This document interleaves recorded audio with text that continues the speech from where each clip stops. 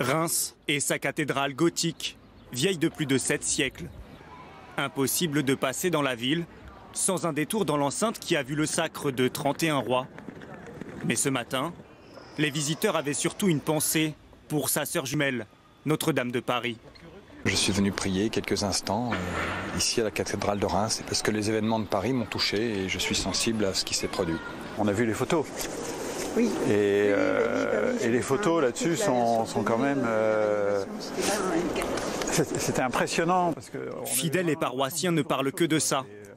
Le père Jean-Pierre Laurent, qui officie dans la cathédrale, est encore bouleversé. Quand j'ai appris, puis quand j'ai vu les images, c'est un certain bouleversement devant le drame qui était en train de se déployer là devant nous. C'était comme si on avait le sentiment de revivre un petit peu ce que nos anciens ont pu connaître il y a une centaine d'années, en septembre 1914. Car à Reims, les images de Notre-Dame de Paris en feu ont fait ressurgir les douleurs du passé. 19 septembre 1914, aux premières semaines de la Première Guerre mondiale. À Reims, les combats font rage. L'aviation allemande pilonne la ville quand un obus touche la cathédrale. La bâtisse prend feu, Notre-Dame de Reims se transforme en une torche incandescente. Au matin du 29 septembre, le jeune Albert Londres raconte l'agonie de la basilique, un article qui le rendra célèbre. Elle est debout mais pantelante. Nous suivons la même route que le jour où nous la vîmes entière. Nous arrivons au parvis, ce n'est plus elle, ce n'est que son apparence.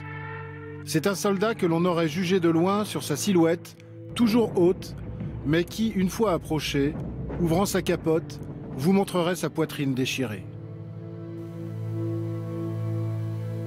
Hier, les pompiers, qui ont dû faire ça plusieurs fois, à Notre-Dame. Un siècle plus tard, Notre-Dame de Reims porte encore les vestiges de ce passé.